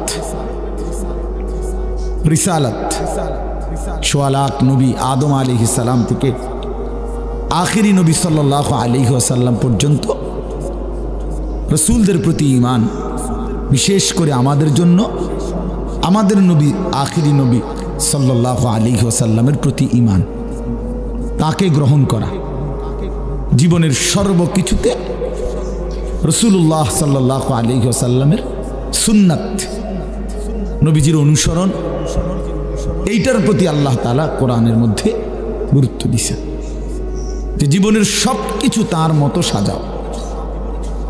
লাকাদ কানা লাকুম ফি রাসূলিল্লাহি উসওয়াতুন হাসানাহ কুল ইন কুনতুম তুহিব্বুনাল্লাহা ফাত্তাবিউনি ইউহিব্বুকুমুল্লাহ ওয়া ইন্নাকা লাআলা খুলুকিন আযীম ওয়া মা আতাকুমুর রাসূলু ফাখুযুহু ওয়া মা নাহাকুম আনহু ফান্তাহু। আমার রসুল যা নিয়ে এসেছে তাই কেবল ধরো, যা নিষেধ করেছে তা শতভাগ বর্জন করো। এই জন্য মাথার চুল থেকে পায়ের নখ, ঘরের বারান্দা থেকে ভেতর, জিন্দিগির শুরু থেকে শেষ, উঠান থেকে রাজপথ, সর্ব জায়গায় জীবনের সমস্ত নড়াচড়া, হারাকাত সাকানাত মানে নড়াচড়া, স্থিরতা, সব কিছু রাসূলুল্লাহ সাল্লাল্লাহু আলাইহি ওয়াসাল্লামের সুন্নাত মোতাবেক গঠন করো। এটা রাসূলকে গ্রহণ করো, তাকে মেনে নাও, তাকে অনুসরণ করো। এটা কোরআনুল কারীমের দ্বিতীয় বক্তব্য। এটা আল্লাহ তাআলা বারবার বলতে চাইছেন, নবী সাল্লাল্লাহু আলাইহি ওয়াসাল্লামও বলতে চাইছেন, বারবার বুঝাইছেন, বারবার বুঝাইছেন। এটা আমাদের জীবনে প্রচণ্ডভাবে অনুপস্থিত, আমারও আপনাদেরও। মানে আমাদের সব সময় জোর করে দুইটা চারটা সুন্নাত বুঝাইতে, মানাইতে কষ্ট হয়ে যায়। বিদআত, সামাজিক কুপ্রথা, মানুষের দেখাদেখি কাজ, এইটা আমাদের মধ্যে খুব দ্রুত বুঝে আসে, অথচ আমরা মুসলমান। আমাদের কিশোর যুবক তরুণরা বুঝতেই চায় না, এদের জেহানের মধ্যেও নাই যে প্রিয় নবী সাল্লাল্লাহু আলাইহি সাল্লামের অনুসরণ, আদর্শ, সুন্নাতের আলাদা কোনো মূল্য আছে, এটা বুঝতেই চায়। চুল, জামা, শার্ট, প্যান্ট, লেবাস, পোশাক, শরীর, সর্বকিছুতে আল্লাহর নবী সাল্লাল্লাহু আলাইহি ওয়াসাল্লামের সুন্নাত অধিকাংশ যুবকের কাছে, কিশোরের কাছে, নারীর কাছে, পুরুষের কাছে অনুপস্থিত। একটা দস্তরখান খুঁজে পাইতে কষ্ট হয়, কিন্তু টেবিল, ডাইনিং টেবিল সবখানে পাওয়া যায়। একটা মেসওয়াক খুঁজে পেতে কষ্ট হবে, কিন্তু ব্রাশ একবার ছোট বাচ্চাটারও আছে, 6 বছরের 3 বছরের বাচ্চাটারও কি আছে? ব্রাশ আছে। ঘরের সদস্য যতজন, ব্রাশ ততটা, কিন্তু সুন্নাত নাই, সুন্নাত নাই। শত শত লাখ লাখ ছেলে তাদেরকে জিজ্ঞাসা করেন, বাবা প্রত্যেকেই তো কোনো না কোনো মডেলে চুল কাটাইছো, কিন্তু রাসূলুল্লাহ সাল্লাল্লাহু আলাইহি সাল্লামের মতো করে কখন বানাইল? জানবে, জানেও না, দুশ্মনের কাছে পরাজিত। আমি তো প্রায় বলি, ছেলেরা তোমরা যাদের চুল ইহুদি খ্রিস্টান কাফের মুশরিক বেঈমান তাদের মতো, তোমরা পরাজিত, তোমরা হেরে গেছো, দুশ্মনের কাছে হেরে গেছো, কাফেরের কাছে পরাজিত। কারণ কাফের সামান্য চুলের কাছে হেরে গেলা তো তুমি আর করবা কি? একটা প্যান্টের কাছে হেরে গেলা, একটা শার্টের কাছে হাইরা গেলা, তো তোমার এ দিয়ার হবে কি? ইসলামের জন্য আর কি হবে তোমার? এই জন্য ভাই, বাবা, আমি আপনি সবাই এটা ভাবা উচিত। আমাদের জিন্দেগি আল্লাহ তাআলা কোরআনে বলছে, লাকাদ মান্নাল্লাহু আলাল মুমিনিনা ইয বাআসা ফীহিম রাসূলাম মিন আনফুসিহিম। আল্লাহ বলেন, ঈমানদারগণ, মুমিনদের উপরে আমি আল্লাহর সবচেয়ে বড় নিয়ামত, দয়া, অনুগ্রহ যে আমি তাদের জন্য আমার রাসূলকে দিয়েছি। ভাত মাছ চাল ডাল, স্ত্রী সন্তান, ঘর দালান বিল্ডিং, টাকা পয়সা, এগুলো তো বান্দা আমি সবাইকে দিস। কাফের বেঈমান মুশরিক হিন্দু বৌদ্ধ তাদেরকেও দিস। এগুলো তো আহামরি কিচ্ছু না, কিচ্ছু না। ভাত তরকারি তো খাদ্য পানীয়, ঘুম আহার নিদ্রা, এ তো জন্তু জানোয়ারেরও পূরণ হয়, কুকুর বিড়ালেরও পূরণ হয়, কাফের বেঈমানেরও পূরণ হয়। তো তোমরা মুমিন, তোমরা আমার ইমানদার বান্দা, আমি আল্লাহ তোমাদের জন্য জান্নাত বানাইছি। আর সেই জান্নাতে দেওয়ার জন্য, পুরি জান্নাতের পুরাটা বুঝাইয়া দেওয়ার জন্য আমার কলিজার টুকরা রাসূল তোমাদেরকে দিয়ে দিয়েছি। ধরো আমার বন্ধুকে নাও, বন্ধুর মতো নিজেকে সাজাও, আমি আল্লাহর কাছ থেকে জান্নাত বুঝে নাও। এই ছিল রিসালাত, রাসূলুল্লাহ সাল্লাল্লাহু আলাইহি ওয়াসাল্লামের অনুসরণ। নবী সাল্লাল্লাহু আলাইহি ওয়াসাল্লাম বহুতই গুরুত্ব দিয়েছেন। কত হাদিস বলছেন নবীজি, উম্মত আমাকে অনুসরণ করো, আমাকে অনুসরণ করো, আমাকে অনুসরণ, আমাকে অনুসরণ, এতবার কথাগুলো বললেন। অথচ সেই মানুষগুলো আমরা প্রতিনিয়ত নবীজির সুন্নতকে প্রত্যাখ্যান করি। এরপরে আমরা কোন লজ্জায় সেই নবীর কাছে সুপারিশের জন্য দাঁড়াবো? আল্লাহর নবী সাল্লাল্লাহু আলাইহি ওয়াসাল্লাম বলবেন, বেশরম, আরে বেহায়া, আমি এতবার বললাম, আমার কথা পাত্তা দিলি না? 30 বছর ধরে যেই মানুষটার মুখে দাড়ি নাই, এই লোকটা কিভাবে নবীজির সামনে দাঁড়াবে? কথা বলেন। 60 বছর বয়সেও যে বুড়া মিয়া বিড়ি খায়, এই দুর্গন্ধওয়ালা বিড়িখোর, সে কিভাবে দাঁড়াবে নবীজির সামনে? কিভাবে দাঁড়াবে? যিনি 1 সেকেন্ডের জন্য দুর্গন্ধ পছন্দ করতেন না, আর আপনি 60 বছরে বিড়ি সিগারেটের এই দুর্গন্ধ ছাড়লেন না। এর চাইতে বেশরম মানুষ আর কি হইতে পারে বলেন? এই লোকটা কিভাবে দাঁড়াবে সুপারিশের জন্য? তোমরা ছেলেরা বলো, বাবা 365 দিনে, 1 বছরে, খোদার একটা বছরে কোনোদিন যারা ফজরের নামাজ পড়লা না, তুমি কেমনে দাঁড়াইবা? আজ যদি তোমার মৃত্যু হয়, কেমনে দাঁড়াইবা বাপ? কিভাবে আল্লাহর সামনে, রাসূলুল্লাহ সাল্লাল্লাহু আলাইহি সাল্লামের সামনে দাঁড়াইবা? নবী সাল্লাল্লাহু আলাইহি সাল্লাম তো আমলনামা দেখবেন, উম্মতের আমলনামা দেখবেন। এই যে আমি এখন দেখছি, সবাই তো কাগজ দেখবে না, তো নবীজি আমলনামা দেখবে। তো নবী যখন দেখবে, উম্মত এটা কি আমলনামা, কি আমলনামা এটা? ফজরের নামাজ, বছরের পর বছর 5 ওয়াক্ত নামাজ নাই, 30 বছর সুদের ব্যবসা করছো, 30 বছর ওজনে কম দিছ, 30 বছর ধরে, 60 বছর ধরে আল্লাহর নাফরমানি করে গেছে উম্মত। ওই নামাজ কই? হালাল উপার্জন কই? স্ত্রীর পর্দা কই? ছেলেটার নামাজ কই? ঘরের মধ্যে প্রতিনিয়ত রঙিন টেলিভিশন, এটা কি আমলনামা নিয়ে আসছে উম্মত?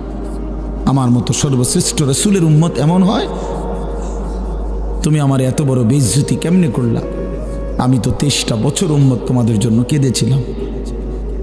এশার নামাজের পরে দাঁড়াইছি উম্মত, তো এক কানতে কানতে চোখের পানি ফেলতে ফেলতে আর তোমাদের জন্য দোয়া করতে করতে ফজরের আজানের সময় হয়েছে। আম্মা জান আয়েশা বলছে নবীজির 2টা পাও ফুলে গেছে, হাত্তা তাওয়াররামাত কাদামাহু। আমি তো উম্মত তায়েফের পাথরের আঘাতে পিঠটা চালনির মতো ছিদ্র বানায় ফেলছি। কি পরিমাণ রক্ত ঝরাইছি আমি, আমার জুতার সাথে পাও লেগে জুতা খুলতে কষ্ট হয়েছে রক্তের কারণে। ক্ষুধার কষ্টে আমি পেটে 2টা পাথর বাঁধছি। উহুদের দান দান করা শহীদের রক্ত নিয়ে আমি ময়দানে পড়েছিলাম ঘন্টার পর ঘন্টা বেহুশ হয়ে। 3 মাস আমার চুলায়, আমার কোনো বিবির চুলায় আগুন জ্বলে নাই। এত রক্ত, এত চোখের পানি, এত ক্ষুধার কষ্ট বিনিময়ে এই আমলনামা দেখবো আশা ছিল উম্মত। আমি যদি আমার সন্তানকে বলি, বাপ সারাটা বছর ধরে এতগুলো টাকা দিয়া পড়াইলাম, বই খাতা কাগজ কলম admit card registration fee form fill আপের টাকা, যখন যা বলছ বাপ কোনো দিন না খাইয়া না দাইয়া তোর জন্য একটা দিন দেরি করি নাই টাকাগুলো দিতে, বিনিময়ে এই রেজাল্ট। এভাবে ফেল করলি বাবা, 3টা বিষয় ফেল করলি, 4টা বিষয় ফেল করলি বাবা, তুই আমার এত বড় বেইজ্জতি কেমনে করলি? তখন কি জবাব দিবে সন্তান? কি জবাব বলেন? প্রিয় বন্ধু আমার, বাপ আমার, রাসূলুল্লাহ সাল্লাল্লাহু আলাইহি ওয়াসাল্লাম জিজ্ঞেস করবে সুপারিশ মামুর বাড়ি না, সুপারিশ এটা কোনো মামুর বাড়ি না। আপনি জিলাপি খাবেন আর সুপারিশ করে আপনারে বেহেস্ত দিয়া দিব, আপনি খিচুড়ির ডাকে খিচুড়ি খাইবেন আর সুপারিশ করে আপনারে বেহেস্ত দিয়া দিব, আপনি বইয়া বইয়া বিরিয়ানির ফোটলা খাইবেন আর আপনারে সুপারিশ করে দিয়ে দিব। হ্যাঁ, আখেরাত এত সস্তা হয়ে গেল, পরকাল এত সহজ হয়ে গেল। তৌফিক দান করে। আর এই শেষ কথা হলো 3 নম্বরটা কোরআনের বক্তব্য, আখেরাত। আল্লাহ তাআলা বলেন, বান্দা এই যে কিছু করতে বলেছি, কিছু নিষেধ করেছি, কোনোটারে বলছি এটা গুনাহ, কোনোটারে বলছি এটা ইবাদত, বলছি এটা করো এটা ছাড়ো, এই সবটার উদ্দেশ্য বান্দা দুনিয়ার ভাত মাছের জন্য না, আখিরাতের জন্য। তোমারে যে আমি জান্নাত দেব, তোমারে যে আমি জাহান্নাম থেকে বাঁচাবো বান্দা, এই জন্য। ভাত মাছের জন্য নামাজ রোজা হজ যাকাত জিকির তেলাওয়াত সুদ ঘুষ মিথ্যা চুরি ডাকাতি জিনা ব্যভিচার এত কথার দরকার লাগে না।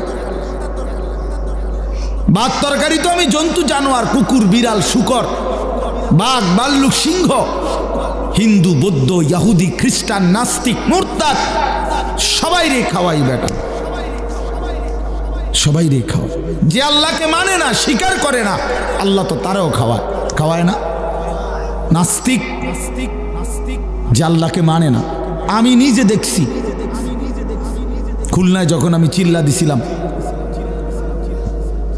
তখন একবার আমি কয়েকটা ছেলেকে দেখছি, ওদের সাথে আমি 1 ঘন্টা কথা বলছি, শিক্ষিত ছেলে। ওরা বলছে, হুজুর সৃষ্টিকর্তা বলতে কিছু আছে, আমরা এটা মোটেই বিশ্বাস করি না। সরাসরি আমার সামনে বসে বলছে। তাইলে বাবা আল্লাহ তাআলা তো তাদেরকেও খাওয়াচ্ছে যে তার মালিককে একটা বার চিনেই না, যে বানানেওয়ালাকে স্বীকারই করে না, আল্লাহ তো ওই জানোয়ারকেও খাওয়াইতেছে। এই জন্য দুনিয়া তো সবাই ভোগ করে, কুলু ওয়া তামাত্তাউ কালিলান ইন্নাকুম মুজরিমুন। আল্লাহ তাআলা বলে, বান্দা অল্প সময়ের জন্য দুনিয়া খাও, ভোগ করো, শুধু মনে রেখো তুমি পাপী, দুনিয়া আমি আটকাবো না, নাফরমান দুনিয়া আটকাবো না, কিন্তু আমি আল্লাহ তাআলা আখিরাতে আটকাবো। ওয়াইলুন ইয়াউমাইদিন লিল মুকাদ্দিবিন, ইয়াউমাইদিন সেদিন আখিরাতে মিথ্যাবাদী নাফরমান পাপী তোমাদের জন্য রয়েছে জাহান্নাম। এখন খাও, এখন খাও, কোনো অসুবিধা নেই। ওয়াদারনি ওয়াল মুকাদ্দিবিনা উলিন না'মাতি ওয়া মাহিলহুম কালিলা। আল্লাহ বলছে এখন ছেড়ে দিলাম, দুনিয়া আটকাবো না আমি, তবে মনে রেখো ইন্না লাদাইনা আনকালাম ওয়া জাহিমা, আখিরাতে আমি নাফরমান তোমাদের জন্য রেখেছি আগুনের শিকল এবং জাহান্নামের আগুন। ইন্না আ'তাদনা লিল কাফিরিনা সালাসিলা ওয়া আগলালাম ওয়া সাইরা। আল্লাহ বলে সমস্ত নাফরমান বেঈমানের জন্য আমি আখিরাতে রেখেছি তিন জিনিস, আগুনের শিকল, বেরি এবং জাহান্নামের আগুন। 70 হাত লম্বা, 70 জিরাআন আগুনের শিকল। আর বেরি, বেরি কিতা তাফসীরের মধ্যে আছে, সূরা ইয়াসিনের মধ্যে আছে। হাসরের ময়দানে ফেরেশতারা নাফরমান পাপীকে, ছেলেরা বাবারা দেখো এইভাবে 2 হাত পিছন দিয়া বাইদা, এরপরে এই থুতনির নিচে এই হাতের এই অংশ এইভাবে ধাক্কা দিয়া হাসরের ময়দানে ফেরেশতারা নাফরমানকে বাইধা দিবে এইভাবে। তখন আর বেঈমান একটা সেকেন্ডের জন্য চোখটাও নিচের দিকে নামাইতে পারবে না, চোখটাও নামাইতে পারবে না। আল্লাহ তাআলা বলেন এর নাম হচ্ছে আগলাল, বেরি, যেটা গলার সাথে বাইন্ধা দিবে হাত। হুজুর আমি ওই দিন তাফসীরে পড়ছি, আবু দারদা রাদিয়াল্লাহু তাআলা আনহু একজন সাহাবী, এই আয়াতের তাফসীরে আছে, উনি বড় আশ্চর্য সুন্দর কথা বলছে। এই সাহাবী বিখ্যাত সাহাবী হযরত আবু দারদা, উনি বলে হে দুনিয়াবাসী ইমানদাররা, আজকে 2 হাত তোলো, দুনিয়ার হায়াতে 2 হাত তোলো নামাজের জন্য। আজকে যদি 2 হাত এভাবে তোলো তাইলে লাভ হবে, নামাজ আদায় হবে, আখিরাতে জান্নাত মিলবে। নয়তো নাফরমান মনে রাখো হাসরের ময়দানে ফেরেশতা তোমার 2 হাত তুলবে, কিন্তু বেঈমান সেদিন 2 হাত পিছনের দিকে বাইন্ধা দিবে। হাত 2টা তুলতে হবে নাফরমান, আজ তুললি না, আজ তুললে নামাজ হতো, সেজদা হতো, নামাজের নিয়ত বাঁধা হইতো, কিন্তু সেদিন ফেরেশতা উঠাবে, ওইটা পিছন দিয়া বাইন্ধা দিবে, আর কোনোদিন চোখ নামাইতে পারবে না। এজন্য প্রিয় ভাই আমার, ছেলেরা আমার, বাবারা আমার, আমাদের এই সমস্ত বয়ান, আমি দেরি করছি না, এই সমস্ত বয়ান, এই যে এত ওয়াজ, এত মাহফিল, এত ওয়াজ, এত মাহফিল, ওলামায়ে কেরামের এত চিল্লা চিল্লি, মসজিদে জুমার বয়ান, মাহফিলের বয়ান, দাওয়াত ও তাবলীগের বয়ান, আরে ভাইয়া সবটার ফিকির আখিরাত, আখিরাত, দুনিয়ার জন্য না। দুনিয়া এমনিই চলে, যারে আল্লাহ হায়াত দিছেন তারে আল্লাহ দুনিয়া খাওয়াবে, এটা আল্লাহর ফয়সালা। যিনি হায়াত দিছেন রিজিক তিনিই দিবেন, এটা আল্লাহর ফয়সালা, মানলেও না মানলেও। দুনিয়া আল্লাহর কাছে কিছুই না, একটা কান কাটা মরা ছাগলের সমান। নবীজি বলছে আল্লাহর কাছে দুনিয়ার মূল্য নেই, একটা মাছির ডানা পরিমাণ মূল্য আল্লাহর কাছে দুনিয়া নাই। এই জন্য আল্লাহ তাআলা এটারে কিছুই মনে করে না, কিছুই মনে করে না। আল্লাহ তাআলা বলছে যা বেঈমান, 70 বছরও কোনোদিন যদি আমারে না ডাকস অসুবিধা নেই, খা। আমি 72 বছর বয়স্ক লোক দেখছি, আমি তারে হিন্দু কালেমার দাওয়াত দিছিলাম 2-2.5 ঘন্টা। এবছর চিল্লায় যখন ছিলাম, বেচারা কয় না আমি কালেমা পড়বো না, এটা পড়বো। ওনার 2 ছেলে মুসলমান, ছেলের বউ মুসলমান, নাতি নাতনি সব মুসলমান, কিন্তু এই বেচারা এখনো হিন্দু, 72 বছর বয়স। বেটা নিজে বলছে, তো 72 বছর বয়সে কোনোদিন সে তার মালিকের নাম নেয় নাই, কিন্তু মালিক তার এক বেলাও উপাস রাখে নাই। মালিক তারে ঠিক মতোই সূর্যের আলো, চাঁদের আলো, আলো বাতাস দিচ্ছে। কি পরিমাণ রহম, কি পরিমাণ মালিক, সুবহানাল্লাহ। 72 বছরের নাফরমানের প্রতিও এখনো আল্লাহ তাআলা তার দয়া অব্যাহত রাখছে। এজন্য কোরআনে আছে ইয়া আইয়ুহাল ইনসান মা গাররাকা বিরাব্বিকাল কারীম, হে আমার বান্দা, হে মানুষ, আমার মতো দয়ালু মেহেরবান মালিক থেকে কে তোমারে ভুলাইয়া দিল? হাই যুবক, 1 বছর নামাজ পড়ো নাই, তবুও তোমার মালিক তোমারে ঠিক মতো ঘুম পাড়ায় দিচ্ছে, আবার ঘুম থেকে জাগাইয়াও দিচ্ছে। আমি প্রায় বলি বাপ, প্রতিটা মানুষ যখন ঘুমাইতে যায়, মানুষের এক মুহূর্তে ঘুম আসে না। কারো 2 মিনিট, 5 মিনিট, 10 মিনিট, 20 মিনিট চোখ বন্ধ রাখেও অপেক্ষা করতে হয়। হঠাৎ করে এক মুহূর্তে তার অজান্তে কখন যেন ঘুম চলে আসে, সে নিজেও জানে না ঠিক কত সেকেন্ডে। না, এটা আল্লাহ এক সময় তার চোখে ঘুম পাড়ায় দেয়। তাহলে চোখ বন্ধ করার 10 মিনিট পরে, 20 মিনিট পরে ঘুম আসে। এখন আমার প্রশ্ন হলো, যেই নাফরমান ফজরের নামাজ পড়ে না, এ যখন 8টা বাজে, 9টা বাজে, 7টা বাজে উঠতে যায়, ঘুম থেকে জাগতে চেষ্টা করে, এই বেঈমানরে যদি আল্লাহ তাআলা 10টা মিনিট, যে সে চোখ খুলতে চাইতেছে কিন্তু চোখটা খুলতেছে না, আল্লাহ খোলাইতেছে না, কথাটা বোঝেন নাই? তখন বেঈমানের অবস্থাটা কেমন হবে?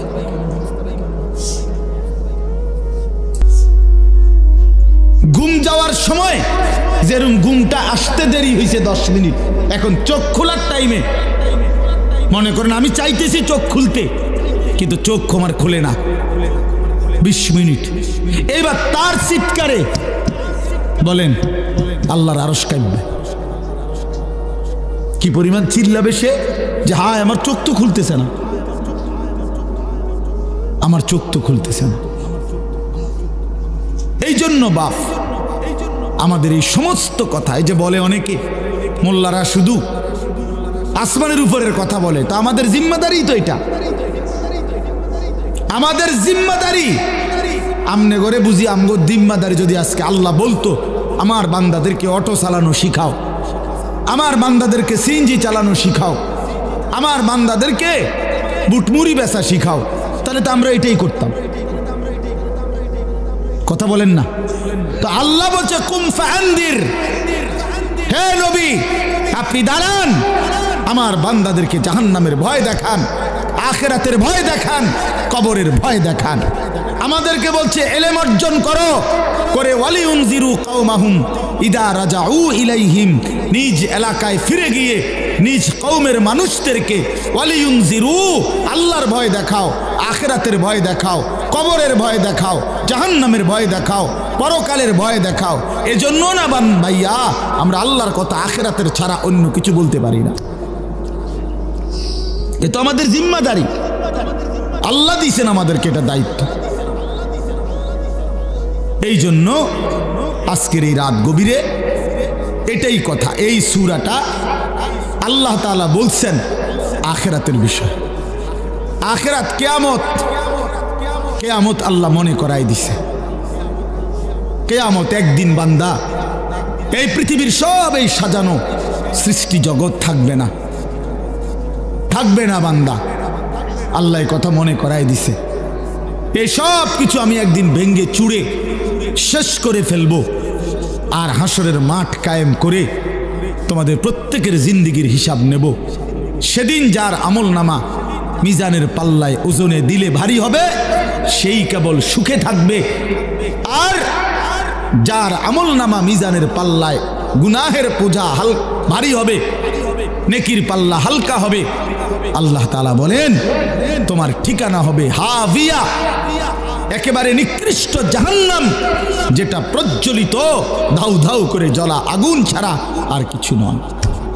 এই কথা এটাই আল্লাহ এখানে এটাই বলছে। আল কারিয়াতু মাল কারিয়া, কোরআন শরীফে কিয়ামতের বহু নাম আছে। আল হাক্কাতু মাল হাক্কা, লা উকসিমু বিয়াউমিল কিয়ামা। এখানে আল্লাহ তাআলা বলছে আল কারিয়াতু মাল কারিয়া, আঘাতকারী। দরজার মধ্যে যেরকম খটখট করে,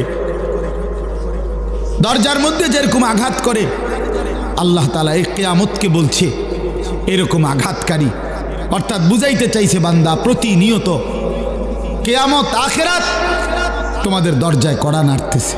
প্রতিটা মৃত্যু, প্রতিটা লাশ, প্রতিটা জানাজা, জিন্দেগির প্রতিটা পরিবর্তন তোমারে মনে করায় দিচ্ছে যে তুমি স্থায়ী না, তুমি থাকবা না, তুমি থাকবা না। গতকালকে আমি চোখের ডাক্তার দেখাইছি, উনি আমারে বলতেছে, হুজুর 10 মাসের মধ্যে আপনার চোখের পাওয়ার যেটুকু কমে গেছে হিসাবে এতটুকু কমার কথা না। মানে 10 মাস আগে আমি একবার দেখাইছিলাম, আবার আজকে কালকে দেখাইছি আরেকবার। তো আমার চোখের দৃষ্টিশক্তি যদি কমে যায়, এ তো আমার মৃত্যুর কথাই স্মরণ করায়। আমার কোমরের শক্তি যদি কমে যায়, তো সে তো আমার মৃত্যুর কথাই মনে করায়। হ্যাঁ বলেন ভাই। এই জন্য বাপ আমার, আল্লাহ তাআলা বলেন, বান্দা প্রতিনিয়ত তোমাদেরকে কিয়ামত, আখিরাত, পরকাল তোমাদের দরজায় কড়া নাড়ে, দরজায় কড়া নাড়ে। আল কারিআতু মাল কারিআ ওয়া মা আদরাকা মাল কারিআ। হে নবী, আপনি জানেন সেই আঘাতকারী, করাঘাতকারী, খটখটকারী সেটা কি? আল্লাহ বলেন, ইয়াউমা ইয়াকুনুন নাসু কাল ফারাশিল মাবসুস। সেটা হলো সেই কিয়ামত, যে কিয়ামত যখন শুরু হবে, ইসরাফিল ফু দিবে, তো পতঙ্গ এই উলু উলু কয় যে বাত্তির সামনে যে সাদা সাদা পোকা আইসা আইসা উড়া উড়া পড়ে, এলোমেলো হইয়া ছুটা ছুটা আইসা পড়ে। আল্লাহ তাআলা বলেন, বন্ধু সেই কিয়ামতের ঘন্টা যখন বাজবে, কিয়ামতের খটখট যখন শুরু হবে, ইসরাফিলের ফু যখন জমিনে শুরু হবে, তখন এই কোটি কোটি মানুষগুলো সব এই উলু পতঙ্গের মতো উড়ে উড়ে দিক বিদিক ছন্ন ছাড়া হয়ে একেবারে ছিন্ন ভিন্ন হয়ে যাবে। কাল ফারাশিল মাবসুস, বিক্ষিপ্ত পতঙ্গের মতো। কে যে কোথায় যায়, কেন যায়, কেউ কারো কোনো প্রশ্নের জবাব দিতে পারবে না। বাবা বলবে না ছেলেকে, বাপ কোথায় যাও? ছেলে বলবে না, বাপ আপনি কোথায় যান? স্বামী বলবে না স্ত্রীকে, কোথায় ছুটছ? স্ত্রী বলবে না স্বামীকে, কোথায় ছুটছ? সব দৌড়াবে সব। ও তারান নাসা সুকারা ওয়া মা হুম বিসুকারা ওয়ালাকিন্না আযাবাল্লাহি শাদীদ।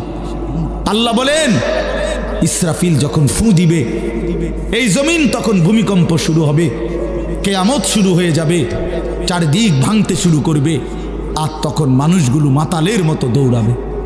সুকারা মানে মাতাল।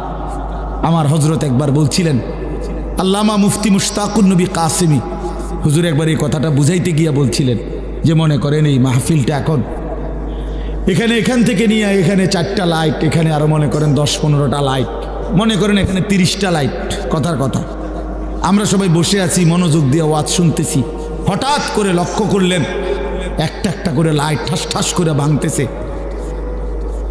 পর্দাগুলো ছিঁড়ে যাচ্ছে, প্যান্ডেলটা ডাইবা যাইতেছে, এই খুঁটিগুলো ভেঙে পড়ছে। তো এক একটা মানুষ কি পরিমাণ দৌড়ানি শুরু করবে বলো ভাই? তো এটুকু জায়গার ভয়ে আর আতঙ্কে তখনই তো অস্থির হয়ে যাবে। তো এইবার কল্পনা করেন, মানুষগুলো যখন দেখবে আসমান, ইজাস সামাউন ফাতারাত, আসমান পুরা ভাঙ্গা ভাঙ্গা পড়তেছে, ওয়া ইদাল কাওয়াকিবুন তাসারাত, তারকারাজি খসে খসে পড়ছে। তখন কি হবে?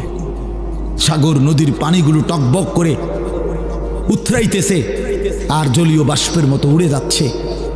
আল্লাহ বলেন, ওয়া তাকুনুল জিবালু কাল ইহনিল মানফুশ, পাহাড়গুলো তুলা ধুনাইয়া সারলে, তুলা ধুনাই বোঝেন মানে ল্যাপতোষকের জন্য তুলা আগে ধুনাইতে হয়, হয় মেশিন দিয়া নয়তো হাত দিয়া বাইরেইয়া, এগুলারে ভালো করে করে কি করতে হয়, একবার আলাদা আলাদা করতে হয়। তো এই তুলারে ধুনাইয়া সারলে যখন এগুলো এরকম আলাদা আলাদা হয় যে সামান্য বাতাসেই উঠতে থাকে, আল্লাহ তাআলা বলেন এই কোটি কোটি পাহাড়, লক্ষ লক্ষ পাহাড়গুলো ইসরাফিলের ফু শুরু হইলে এরকম ধ্বনিত তুলার মতো দিক বিদিক শূন্যে তুলার মতো উঠতে থাকবে। আল্লাহ বলেন তখন কি হবে বান্দা? মানুষের হালাত কি হবে? কাল ফারাশিল মাবসুস, মানুষ বিক্ষিপ্ত পতঙ্গের মতো। এখানে যদি একটা বোম পড়ে কি পরিমাণ দৌড়বে, কি পরিমাণ ছুটবে মানুষ, কে কার গায়ে পড়ে, কে কারে পিষা ফেলে, কারোই তো খবর থাকবে না।